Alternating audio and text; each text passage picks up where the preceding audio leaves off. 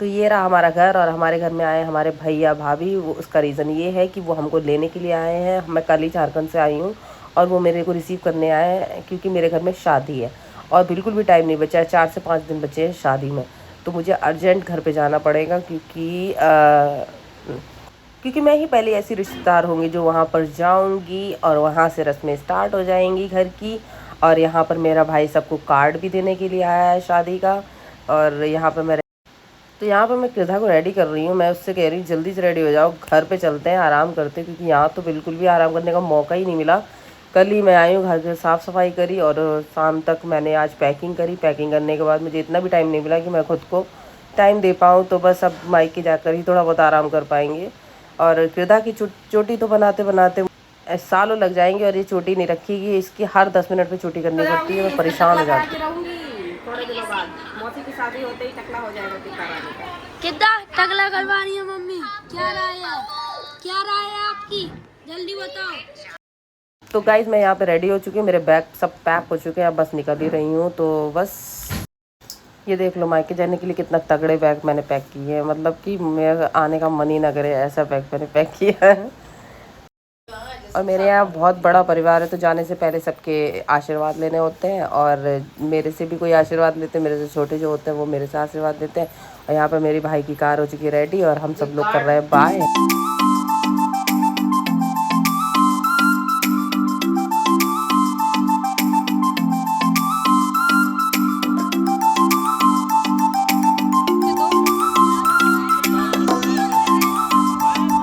श्वेता को लग रहा है कि मैं उसको छोड़ के जा रही हूँ, तो वो रो रही है बहुत ज़्यादा।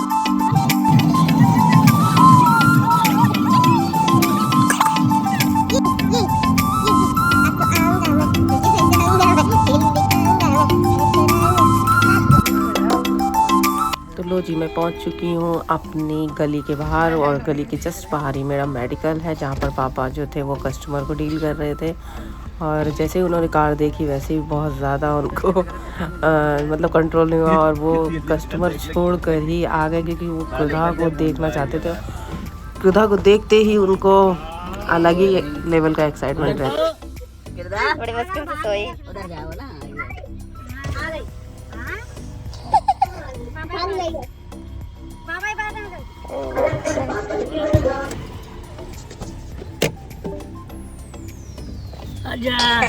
हम लेकिन नाना जगह ही देंगे। नाना के पास आ गई, मेहमान आ गया। वाह मासी सो रही, वो नहीं जाएगी।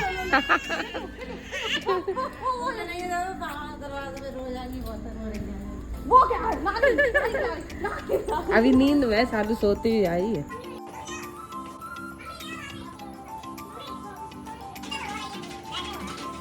ऐसा क्यों?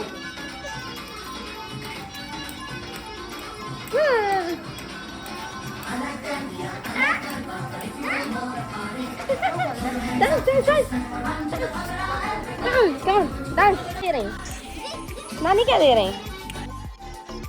तो गाइज मैं आ चुकी हूँ अपने घर पर, और यहाँ पर मम्मी तैयारी कर रही है देहरी पूजने की। मतलब जो द्वार होता है ना, उसको पूजा जाता है मिठाई से, बतासे से, किसी से भी पूजो आप।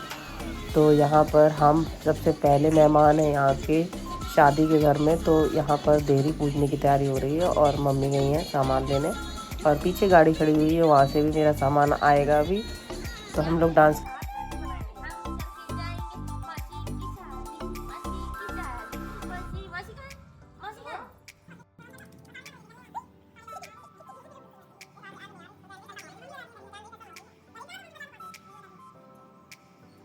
नीचे लगा, बात बीच में दिए पे हाथ। अब एक मिनट आप पानी क्या?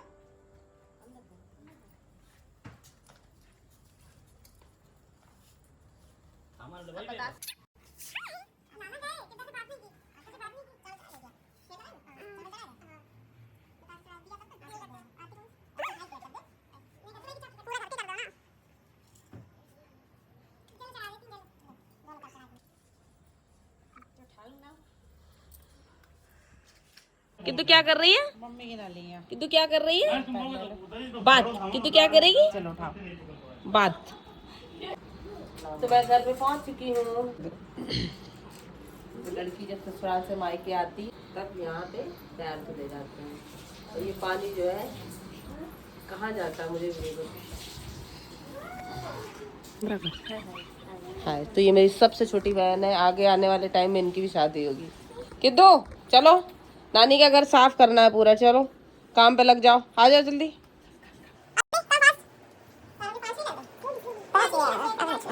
तो तुम छोड़ो, छुई छुई के तुम बूढ़ी होंगे।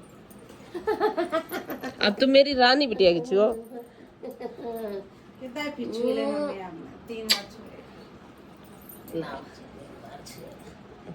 बस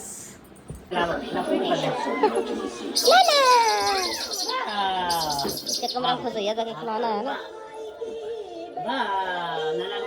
कि तो नाना बोल दो, नाना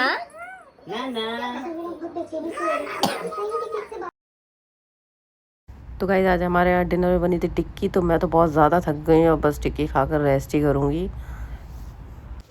और मुझे हो गई थी वॉमिट रास्ते में। यहाँ पर मैं मिठाई गुरुजी को चढ़ाने जा रही हूँ, जो मैं लाई हूँ, और उनको भोग लगाकर ही सबको बांटे। तो ये लाई हूँ मिठाई, और ये पहले भोग लगाएंगे, फिर उसके बाद गुरुजी के बाद सबको खिलाने जाएंगे। शादी है तो मैं ये गुरुजी को चढ़ा रही हूँ। मेरे यहाँ गुरुजी किए रखे हैं सबने।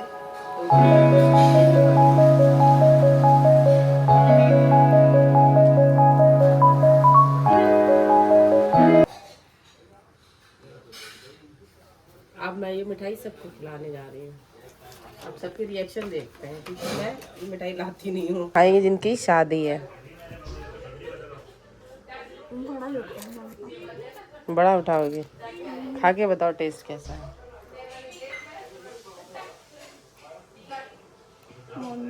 मस्त है। मैं चौथ में तलक गई। तो जीजू को थैंक यू बोल दो। थैंक यू सभी लोगों को, जीजू को स्पेशली, बाकी सभी लोगों को भी थैंक यू। ओके चलते हैं। और सालू के चोट लग गई, जैसे मैं आई वैसे ही गिर पड़ी मेरा सामान लाते लाते। खाएगा मेरे नाना खाएंगे। चमचम चमचम नहीं छेना है। हाँ गुरु जी को चढ़ाओ। बहुत बढ़िया। किद्दू खा रही मिठाई। यामी यामी। तो भाई सबसे ज़्यादा रिलैक्सिंग मोड मेरा यही रहता है घर आने का, कि जब मैं आ जाती हूँ ना तो मेरी बहनों की जिम्मेदारी हो जाती है कृदा को हैंडल करना, उसको सुलाना, उसको खिलाना पिलाना, मतलब फ्री हो जाती हूँ मैं एकदम से। और यहाँ पर सालू उसको सुला रही है। अब मैं ये सोच रही हूँ सालू जब विदा हो जाएगी तो कौन उसको हैंडल करेगा। फिर तो मायके में आने में मज़ा भी नहीं आया करेगा, क्योंकि सालू बहुत ज़्यादा ख्याल रखती है कृदा का।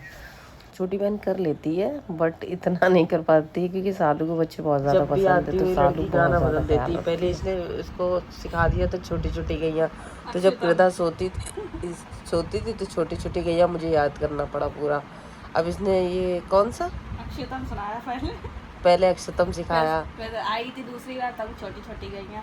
अब आई है बड़ी होगा तो अम्बे तो बहुत जगह अम्बे का। अब माता रानी का चलो शुक्र है कि अम्बे तुम जगदम्बे काली मुझे आता है, नहीं तो कुछ ऐसा सिखा देती फिर वो भी मुझे याद करना पड़ता। क्यूट लग रही है, दुष्ट है, इतना रोई है ये गाइस। और सोते सोते अब मौसी के हाथों में सो गई है जैसे तैसे। जैसे जैसे बड़ी होती जा रही वैसे वैसे शैतान होती जा रही है। फाइनली मेरे याद पे सोई। हाँ, सालू का बहुत मन था कि मेरे हाथ पे ही सोए, और वो इन्हीं के हाथों में सोई। बेचारे इन जाने कितने गाने सुनाए, तब अम्बे तुम हो जगदम्बे काली पे ये रुकी और सो गई। अब जैसे ये विदा हो जाएंगी उसके बाद ये नंबर इनका जो सुलाया करें इनका। इन्हें कुछ आता ही नहीं, इन्हें सीखना पड़ेगा मैडम को। उठ के बैठ गई। हाँ, इन्हें प्यार तो बहुत आता है लेकिन ये खिला नहीं पाती है। मेरी छोड़ देख के कहाँ आ रही थी, आई नहीं। हाँ, सालू ने बहुत खिलाया भाई, ये बात मानना पड़ेगा। मेरी कृदा तो पली है सालू हाथों में। सालू तुम चली जाओगे कि तुम कहीं से आया करेंगे, तुम्हारे पास ही आ जाया करेंगे। मेरे यहाँ आने कोई फायदा नहीं, कमरा वमरा है नहीं। कोमल बताओ आया करे। तुम खिलाओगी मेरी कृदा को? इटावा से सीतापुर कितनी दूर होगा? या फरकाबाद से 146 है। दूर है, ज़्यादा दूर दूर है। अब पूरी बॉडी दर्द। आज बहुत थके हैं, बताओ कल झारखंड से हम तो यही सोच रहे कल जा। तो गाइज आज के ब्लॉग में बस इतना ही, मिलते हैं नेक्स्ट ब्लॉग में, तब तक के लिए bye bye, take care, good night.